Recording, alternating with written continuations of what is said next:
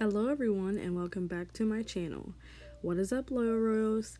So in this video I'm going to be doing a review and a tutorial on the Valentino nail products. I'm going to be doing a long double tipped ombre set. So I already did the double tipping and the shaping. She wanted a square look, so I went ahead and did that. So right now I'm just taking some rubbing alcohol and I'm cleansing the nail bed. If you would like to see a video on double tipping, let me know. It kind of takes a little bit of time for me, mainly because my nails are long, so it's kind of like something I have to adjust to, but it is something that I'm getting into because I like the tips that I have. They're just naturally shorter, so if my clients want longer or extended nails, I will double tip them, and it works. It still creates a flawless look, so I went ahead and I went with that.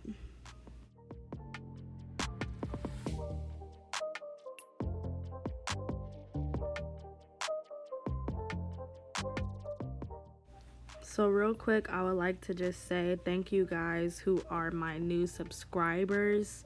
I am on the road to 2,000. Once I hit about 5,000 subscribers, I'm going to do a Q&A where you guys will be able to see my face for the first time. It's so easy to talk on a voiceover, but I'm actually super shy. Plus I still have to figure out, lighting and all that kind of stuff. My table light works good for me, but that'll be something new that I'm gonna get into. But for this video, we decided to go with Luxe White, which is kind of like I want to say milky or nut white color with a hint of a shimmer. And then we also went with number 158, which is the more vibrant pink. So what I like to do is I like to apply my primer while it is wet. So typically when I do designs like this, I go straight in with primer and then I apply the bottom color first. So in this instance, the bottom color is the white. So I go in and I apply the white, and then when I go back around to apply the pink, I will apply my primer again so that it adheres to the acrylic and to the nail bed very well. So when I apply my white, I like to take my first bead and I put it under the free edge, just because for ombre nails, you want them to be blended really good, but you also don't want it to be too bulky for when you start to apply your second color. So I like to apply my acrylic kind of like in the middle from wet to dry. It's kind of like the perfect consistency. And then I slightly pat. You can either brush the opposite direction very lightly, or you can pat the blend down for the bottom color. So as you see on this one, I'm right under the free edge, and then I let it sit for a second. Now, I don't really necessarily have a name for this method, but I like to guide my acrylic by sliding my brush alongside the nail, because I feel like it helps keep the shape of the nail, and it also allows me to make sure that everything's flowing down the nail evenly. So then when I come to the tip of the nail, I cap it like that, and then I take off any excess that's on the bottom.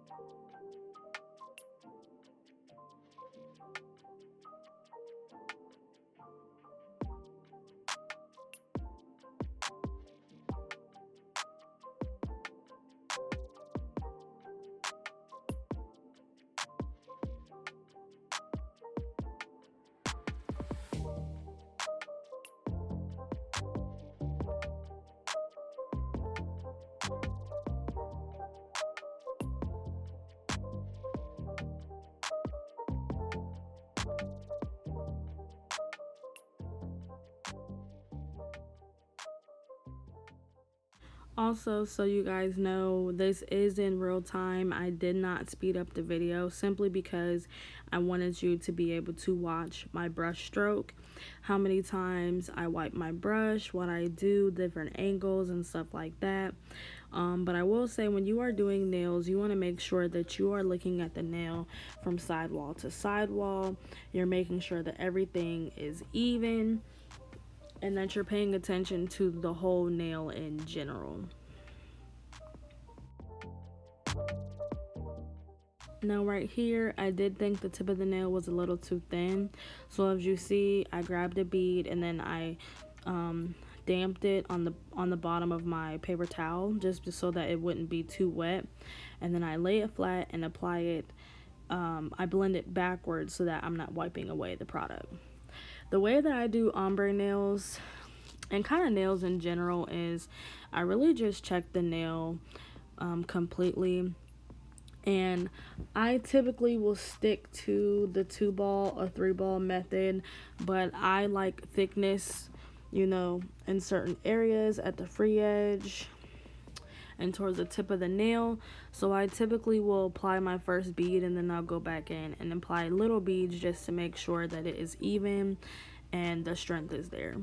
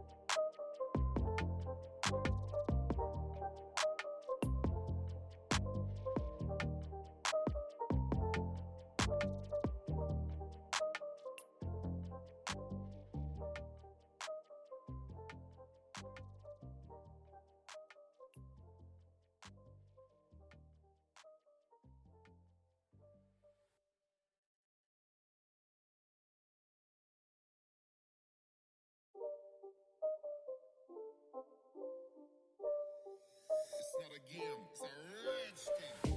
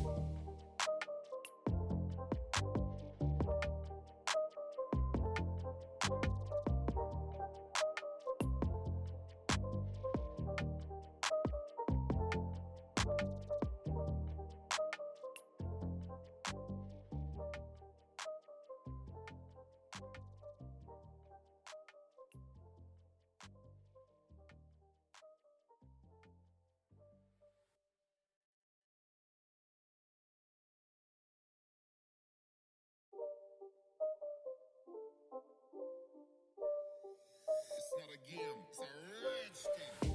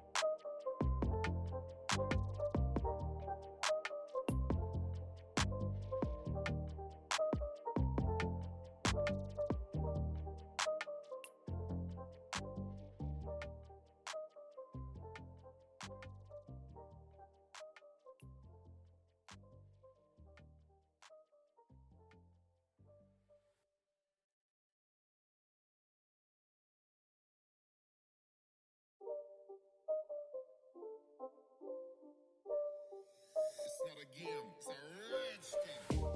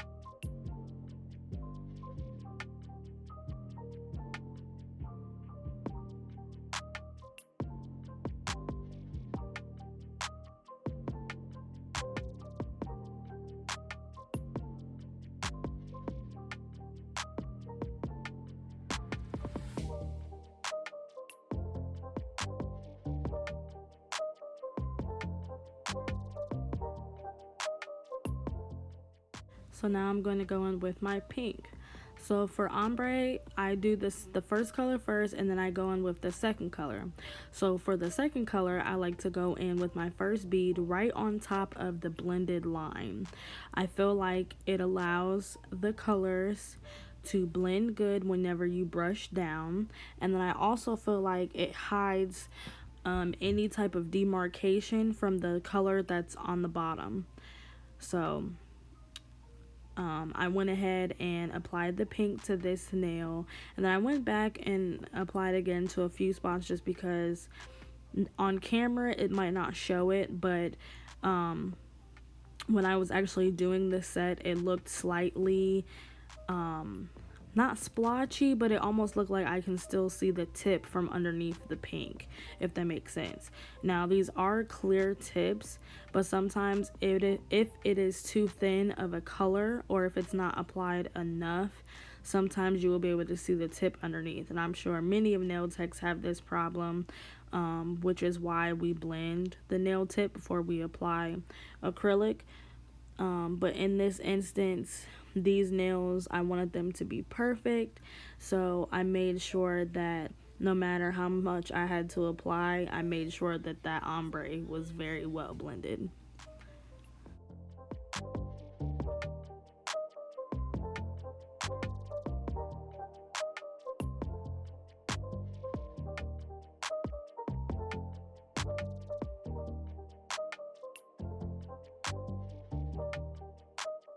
So again, as you're gonna see, I'm gonna pick up a pink bead and I'm gonna put it right on top of that free edge where the white stopped. So that way I let it sit for a second, pat pat, and then when I brush down, the pink is already blended into the white color. It's so easy, guys. Ombre is one of those designs that is almost perfect but imperfect at the same time, because you blend the colors together, so it makes a very fun and cool transition from color to another color, or like a dark to a light or a vibrant to a neutral. But it's also one of those designs that you don't have to be perfect. Everybody always thinks that they have to get ombre spotless or right on point. Ombre is something that is not supposed to be perfect because it is transitioning to another color. Now, of course, when you have French designs and stuff like that, that is different. But ombre is something so easy that I know everybody can do.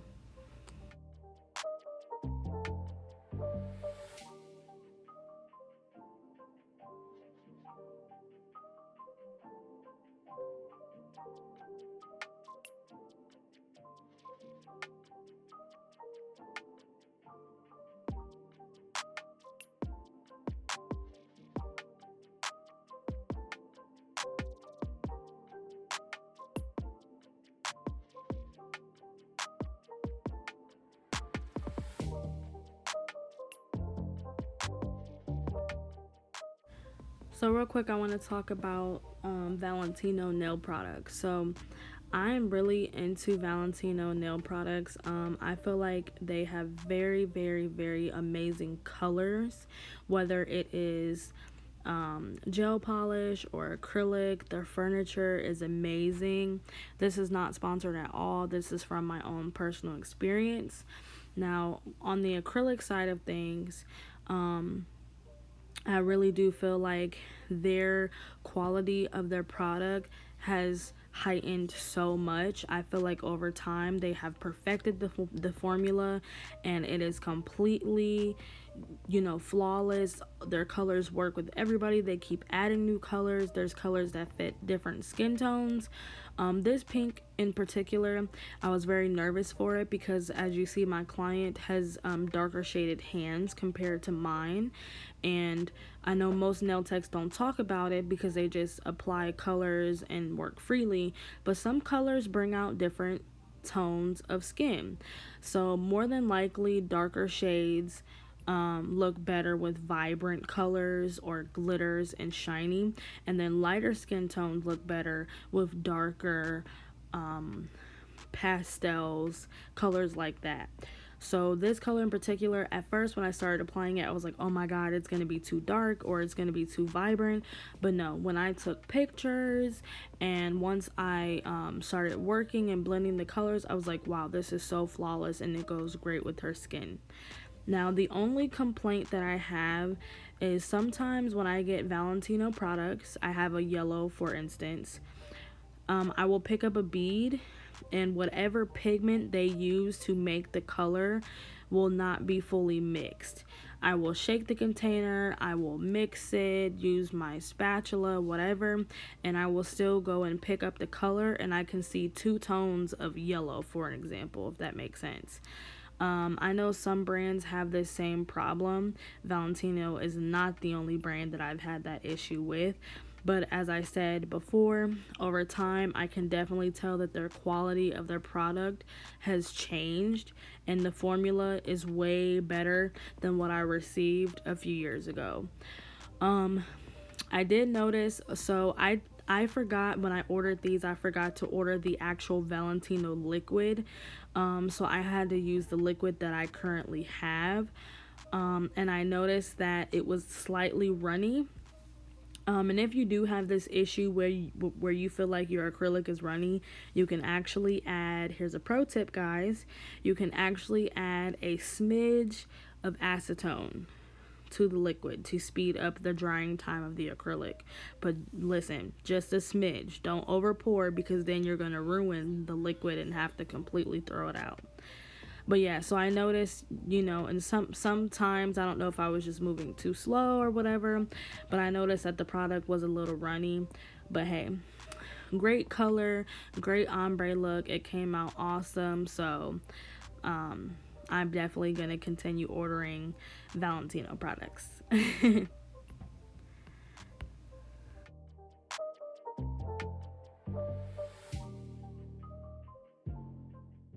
So now I'm going to go ahead with my Young Nail Speed Clear, and I'm going to protect and cap the area that is blended. So with explaining that, I like to put my bead in the middle of the nail where the colors are blended. So it's typically the free edge area to about the middle of the nail, and I'm going to blend it down. I do this strictly because sometimes I get file happy and I don't want to ruin the blended area or file it off.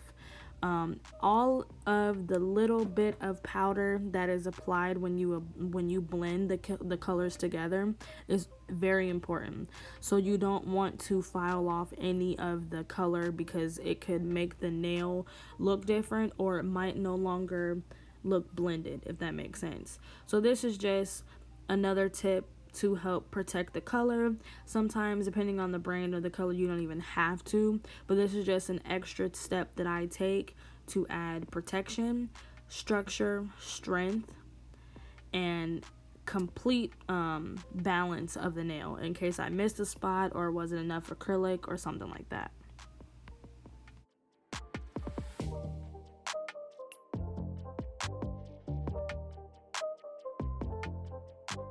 You can also use clear acrylic powder as a filler. So right here, there was a little bit of a hump or a dip in the nail where the acrylic was not thick enough. So right here, I'm just going in with my clear, and I'm building that area so that it'll be even and smooth in one level.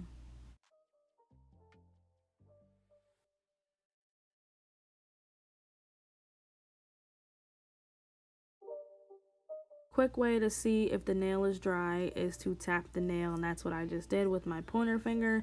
If it sounds hard like an actual acrylic nail, it is completely dry. If it does not have a higher pitch sound, it is definitely still wet. So I'm going in with my 80 grit file, and I'm going to sharpen the shape. Whenever I do square nails, I go under the nail to make sure that it is even, and then I keep my file parallel with the finger so that the sides do not get tapered. Parallel meaning when I put my file on the fingernail, I'm going to make sure that I am filing in line with the finger, like the edges of the finger. So like the way I'm holding it right now, it looks like it's slightly angled, but it's not. I'm literally holding the nail for support so that it doesn't hurt the client, and then I'm filing the sides straight out. I'm not bending them at a 80 degree or a 90 degree angle to make a coffin or a stiletto. I am making sure it is parallel and straight as possible. I also like to sharpen up the tip, and then I like to blend the tip of the nail and the free edge by hand to make sure that it's tapered and nice and smooth on the top.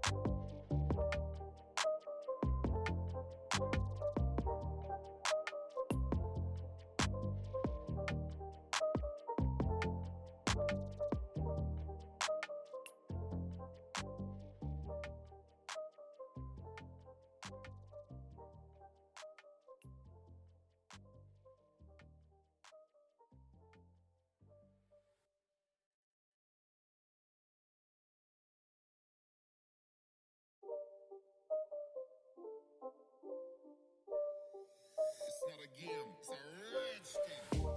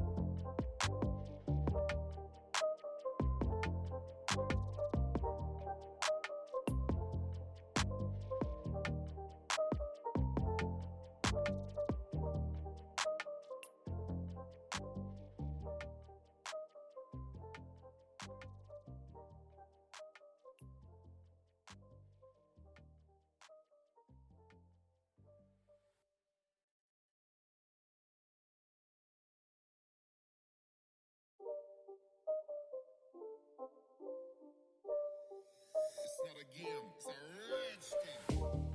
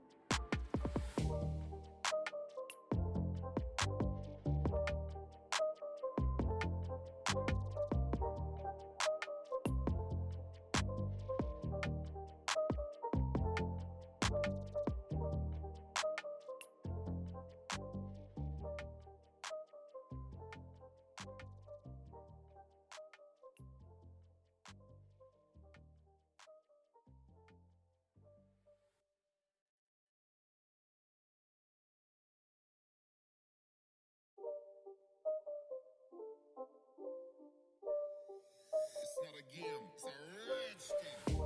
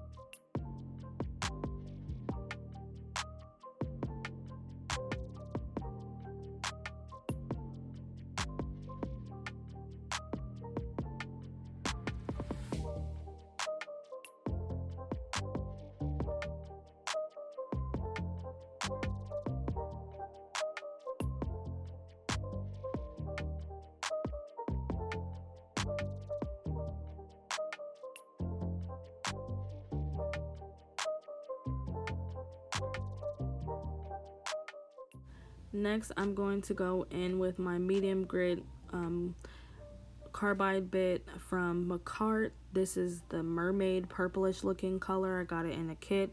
If you have not seen that video, there is a video on me reviewing that product, but I'm gonna go in and it is on about a medium speed, and I'm going to carefully guys file the cuticle area and blend the cuticle area with the nail. So I like to file the nail and the cuticle area about a third away. So not a third, but it's almost like you're creating a slight gap in the back of the nail without a huge actual indentation line. This way the nails are not lifting and the blend is smooth, so it almost looks like the acrylic is flowing out of the actual nail. It's not like sitting on the nail. I also like to blend the top, of course, clean up the sides, and check underneath the tip of the nail in case there's any excess acrylic. If you are new to the drill, if you are new to the electric nail file, you should not be using this type of bit because it is flat. If your client was to move or budge just like that, she twitched a little bit and it zipped right on top and created a weird looking line on the white area. Thankfully I know how to fix it, but you do not want to use this type of bit if you are not comfortable with the drill yet. You want to use safety bits, which have like round tops and stuff like that.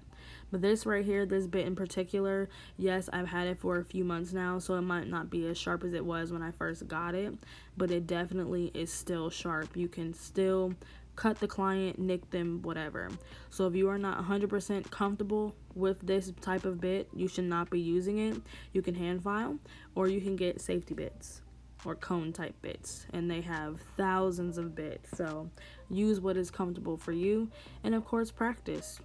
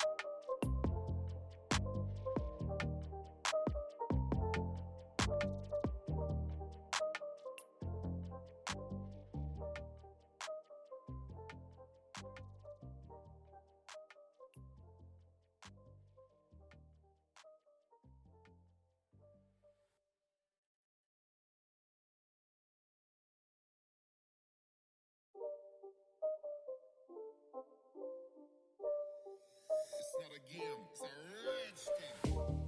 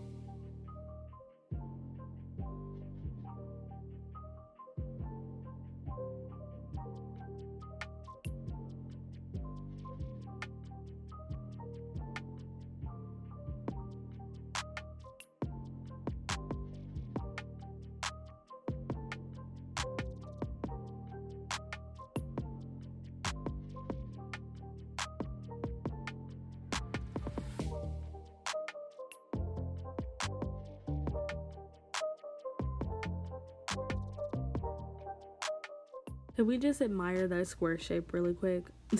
Okay, so after I do the top of the nail, because I did double tip, you can't see it right here because of the white acrylic, but there is a slight line underneath the nail from where the second tip is at the tip area. So I go in with my safety bit, my ceramic safety bit, and I'm going in and I'm smoothing that out, so you'll be able to see better on the other hand. But I just do that just because you know, if you have nails, even your regular nails, you use your hands every single day, so sometimes things can get under your nail. Oh, sorry guys, I'm sleepy and it's like 12 a.m. So but right here you can see that I'm blending that line just so that nothing is getting like stuck in there and stuff like that. Plus it feels better on the client. It's a lot smoother too.